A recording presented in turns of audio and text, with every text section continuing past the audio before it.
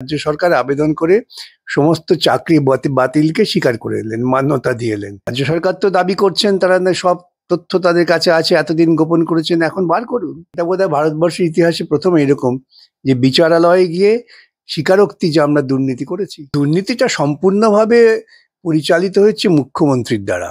আমরা তো এই সমস্ত তথ্য আদালতে হাজির করেছি। দুর্নীতি করেছেন তার প্রমাণ হচ্ছে আজকে লোকে যখন টাকা ফেরত চাইতে যাচ্ছেন, যাদের টাকা দিয়েছেন তৃণমূল নেতাদের, সেখানে তারা গুন্ডামি করছেন। শিক্ষাকর্মী অর্থাৎ গ্রুপ সি এবং গ্রুপ ডি কর্মীদের এই যে কন্টিনিউয়েশন চাকরি সেই সুযোগ দেওয়া হলো না, তাদের দুর্নীতিটা ঠিক কেমন ছিল? সুপ্রিমের নির্দেশের সবটাই দুর্নীতিগ্রস্ত। সুপ্রিম কোর্ট বলেছে, জাজমেন্টে পড়বেন, সবটাই দুর্নীতিগ্রস্ত। কেউ হাতে নাতে ধরা পড়েছে আর কেউ হাতে নাতে ধরা পড়েনি। The entire process stands vitiated. নেতারা জেল খাটছে, মুখ্যমন্ত্রীর জেলে যাওয়া বাকি আছে, সেই কাজটা হলে পরে কোন আঙ্গিকে বলছেন মুখ্যমন্ত্রীর জেল হবে? পার্থ চট্টোপাধ্যায় হচ্ছে ঠিক দাবার বোরে বলবো না, উনি হচ্ছেন দাবার ঘোড়া কিংবা হাতি। এখন ওনার বোধে কোনটা স্বস্তি কোনটা অস্বস্তি তা নিয়ে তো আমি বিচার করতে পারবো না, কিন্তু আমার সাধারণ বোধে বোঝায় যে ওরা রাজ্য সরকার আবেদন করে সমস্ত চাকরি বাতিলকে স্বীকার করে এলেন, মান্যতা দিয়ে এলেন। সুপ্রিম কোর্ট পরিষ্কার বলেছে যে প্রত্যেকের চাকরি চলে গেল, শুধুমাত্র যারা দুর্নীতির সঙ্গে চিহ্নিত হননি, যোগাযোগ আছে বলে, তাদের ডিসেম্বরে চলে গেল চাকরি। তো চাকরি থাকলো না, চাকরি বাঁচাবার পরিবর্তে ওখানে গিয়ে রাজ্য সরকার এবং তার সহযোগী আইনি সংস্থাগুলো চাকরি ছাঁটাইয়ের দাবির মান্যতা দিয়ে এলেন। একটা প্রশ্ন করব, এই ধোঁয়াশাটা থেকেই যাচ্ছে যে একদিকে যে সমস্ত শিক্ষকরা আজ গতকাল ছুটি ছিল গুড ফ্রাইডে এবং আজকে শনিবার বিদ্যালয় খুলেছে, অনেক প্রধান শিক্ষকরা তারা বলছেন যে যেহেতু আর এক সপ্তাহ বাকি, 25 তারিখে সাধারণত তারা স্কুল জেলা পরিদর্শককে তারা একটি মাইনের স্যালারি পোর্টালের একটি ইয়েটা তারা জমা দিয়ে আসেন এবং সেই অনুযায়ী সেটা কোষাগারে জমা করেন স্কুল পরিদর্শক। এক্ষেত্রে একটা প্রশ্ন আসছে যে কাদের কাদের নাম থাকবে, কাদের নাম থাকবে না, সেই তালিকাটা নিয়ে এ ব্যাপারে কি বলবেন? সেই তালিকা দিতে হবে রাজ্য সরকারকে। রাজ্য সরকার যতক্ষণ না তালিকা ঘোষণা করছেন ততক্ষণ পর্যন্ত কেউ স্কুলেও যেতে পারছেন না, বেতনও পাচ্ছেন না। রাজ্য সরকার সুপ্রিম কোর্টে গিয়ে প্রায় নাকখত দিয়ে এটা স্বীকার করে এসছেন। সুতরাং আজকে তাদের দায়বদ্ধতাতে স্কুলের প্রধান শিক্ষকদের কোনো দায় নেই এর পেছনে। স্যার, তাহলে সেই যে তালিকা অর্থাৎ যোগ্য অযোগ্য, সেই তালিকা শিক্ষা দপ্তর, যেখানে শিক্ষা দপ্তরের সচিব যেখানে তারা নতুন প্রসিডিওর যে শুরু করবে সে ব্যাপারে তারা বিজ্ঞপ্তি দিয়ে জানাচ্ছে সুপ্রিম কোর্টকে। অন্যদিকে রাজ্যের শিক্ষামন্ত্রী বলছেন 21 তারিখের মধ্যে তারা একটি মিরর ইমেজ প্রকাশ করবেন। কি বোঝাতে চাইছেন? দেখুন, কলকাতা হাইকোর্টের রায় এবং সুপ্রিম কোর্টের রায় যদি পরিষ্কারভাবে পড়া যায়, মাথা ঠান্ডা করে, তাহলে প্রথম ব্যাপারটা সিদ্ধান্ত সকলের চাকরি চলে গেল এবং রাজ্য সরকারের মুখ্যমন্ত্রী তিনি অকারণ উত্তেজনা সৃষ্টি করছিলেন এবং তার সরকারি সংস্থায় স্বীকার করে নিল সবার চাকরি চলে গেছে। খালি কিছু লোকের চাকরি ডিসেম্বরে যাচ্ছে আর সবার আজকে চলে গেল। এখন এই কাদের ডিসেম্বরে যাবে আর কাদের আজকেই চলে গেল, এই লিস্টটা তো রাজ্য সরকারকে দিতে হবে। রাজ্য সরকার তো দাবি করছেন তারা সব তথ্য তাদের কাছে আছে, এতদিন গোপন করেছেন, এখন বার করুন। এই লিস্ট যতক্ষণ তারা না দিচ্ছেন ততক্ষণ না পারবে কেউ স্কুলে যেতে, না পাবে কি বেতন ওই অংশের লোকেরা যারা স্কুলে যাবেন।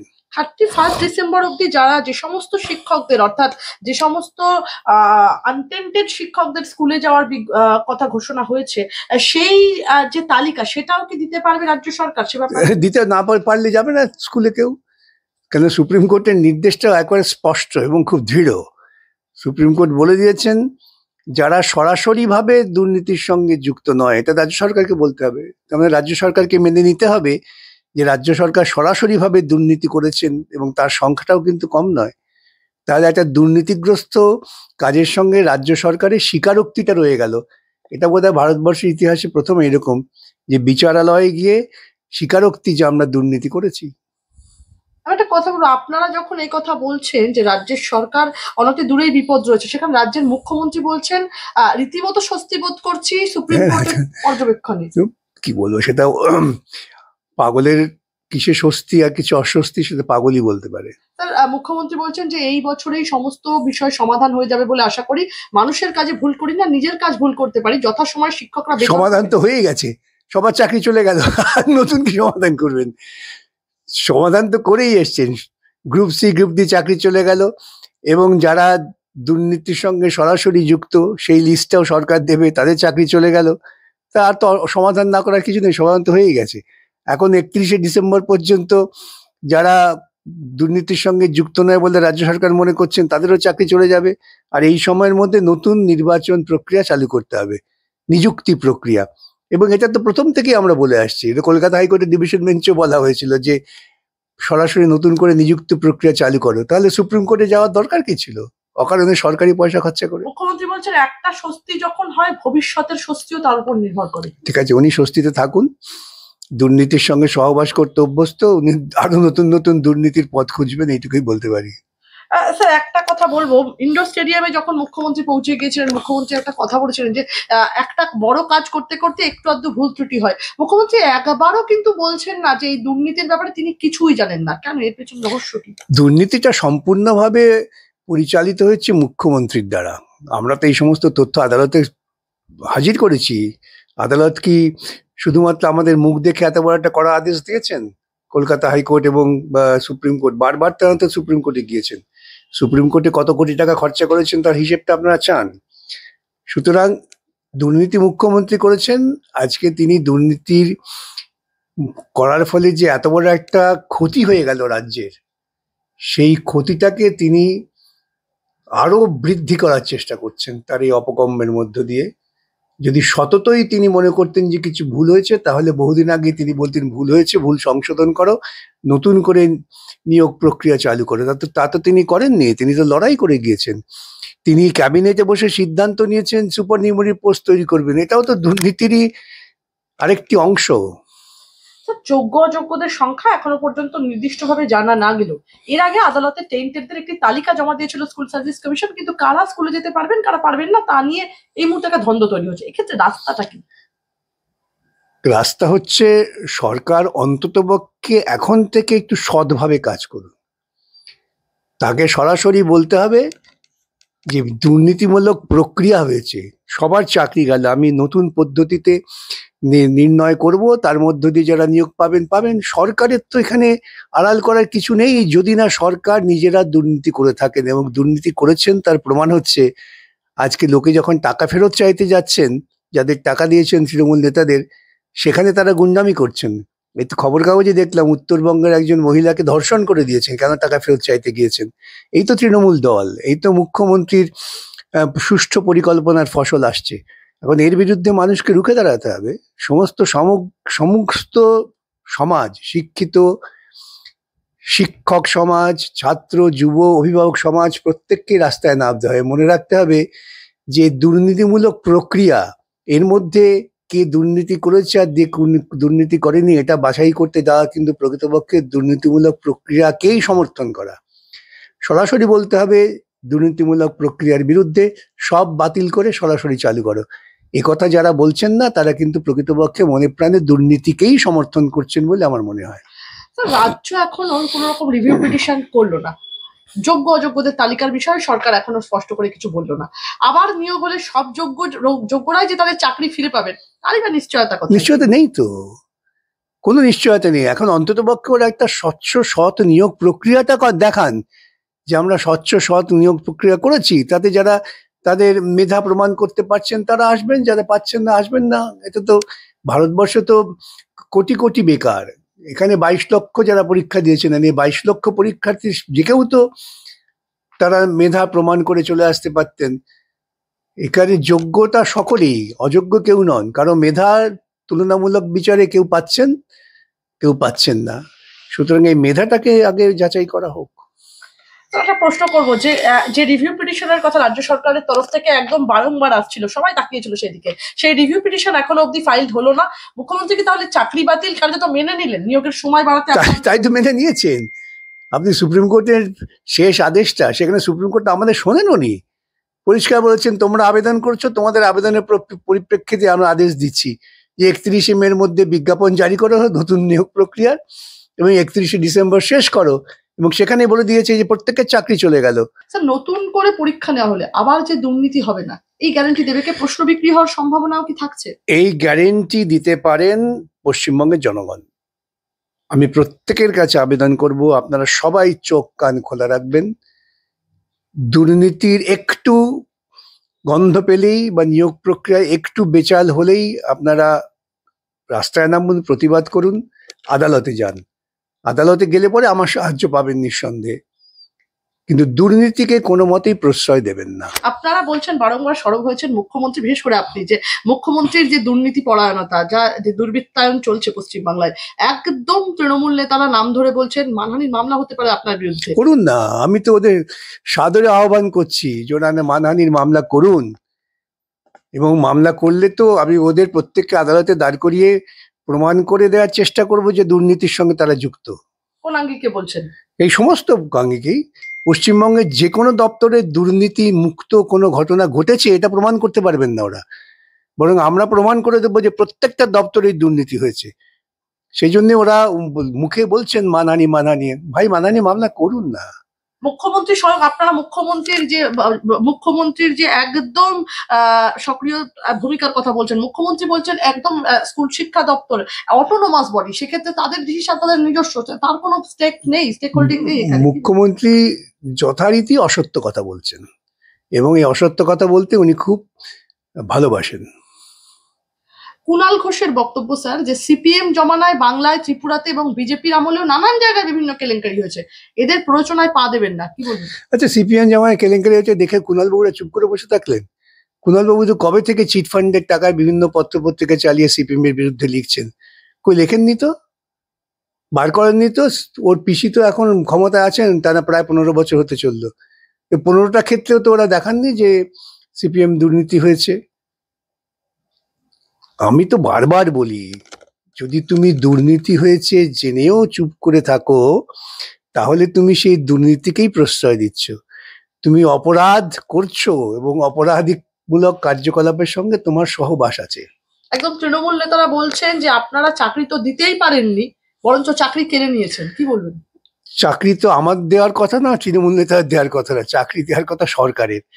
সরকারটা তো তৃণমূল নেতাদের না, এটা সংবিধান পরিচালিত সরকার। এই বোধ বুদ্ধিটা তৃণমূল নেতাদের নেই। ওরা একটু ভালো করে সংবিধানটা পড়ুন, আইনটা বুঝুন। সরকার মানে দল নয়। এই সরকারের কাজকর্মের বিরুদ্ধে দুর্নীতি করছেন তৃণমূল দলের লোকেরা, তার বিরুদ্ধে আমাদের লড়াই। তৃণমূল নেতা একদিকে আপনারা বলছেন দুর্বৃত্তায়ন, দুর্নীতির বিরুদ্ধে আপনাদের লড়াই। মদন মিত্র তৃণমূল নেতা, তিনি বলছেন বেআইনি হলেও চাকরি তো হয়েছে, ছেলেরা তো দুটো খেতে পাচ্ছে। ঠিকই তো, সে তো ঠিকই, ডাকাতি করে তোমার বাড়ি লুট করলো আর ডাকাতের বাড়ির লোকজন তার ছেলে মেয়ে তো খেতে পাচ্ছে, অত ডাকাতিকে কোনো রকম ভাবেই আপত্তি করো না। ধর্ষণ করে একজন মেয়েকে তুমি ইজ্জত নষ্ট করেছো, তাতে কি হয়েছে? তার মধ্যে তোমার তো একটা তৃপ্তি হয়েছে, তোমার ছেলেমেয়েরা তোমার তৃপ্তি দেখে উল্লসিত হচ্ছেন, তবে ধর্ষকের বিরুদ্ধে কোনো ব্যবস্থা নিও না। এটাই হচ্ছে এদের যুক্তি। স্যার, শিক্ষাকর্মী অর্থাৎ গ্রুপ সি এবং গ্রুপ ডি কর্মীদের এই যে কন্টিনিউয়েশন চাকরি, সেই সুযোগ দেওয়া হলো না, তাদের দুর্নীতিটা ঠিক কেমন ছিল? সুপ্রিমের নির্দেশের সবটাই দুর্নীতিগ্রস্ত। সুপ্রিম কোর্ট বলেছে, জাজমেন্টে পড়বেন, সবটাই দুর্নীতিগ্রস্ত। কেউ হাতে নাতে ধরা পড়েছে আর কেউ হাতে নাতে ধরা পড়েনি। The entire process stands vitiated. এই ইংরেজি শব্দটার মানে বোঝবার জন্য কষ্ট করতে হয় না। যারা বুঝছেন না তারা কোনো একজন যারা ইংরেজি ভালো জানেন তাদের থেকে বুঝে নিন। কিন্তু সুপ্রিম কোর্ট দয়া দেখিয়ে বলেছেন যে যাদের বিরুদ্ধে সরাসরি টাকা পয়সা দেওয়ার অভিযোগ নেই বা দুর্নীতিমূলক যে সমস্ত 17টা পয়েন্ট কলকাতা হাইকোর্ট দেখেছেন তার মধ্যে আসছেন না, তারা আপাতত টাকা ফেরত দেবেন না, এছাড়া আর কিছু না। আর সবাইকে টাকা ফেরত দিতে হবে। শাসক দল বলছে, ব্রাত্য বসু শিক্ষামন্ত্রী, তিনি বলছেন একদম সরকার তাদের পাশে রয়েছেন, যারা স্কুলে যেতে পারছেন না সেই সমস্ত শিক্ষাকর্মীর পাশেও সরকার রয়েছে, কি বলবেন? কি করে থাকবেন সরকার? তার মানে সরকার কি এই দুর্নীতিমূলক যে সুপ্রিম কোর্টের নির্দেশ, কলকাতা হাইকোর্টের নির্দেশ, তাকে অমান্য করে তাদের পুষবেন?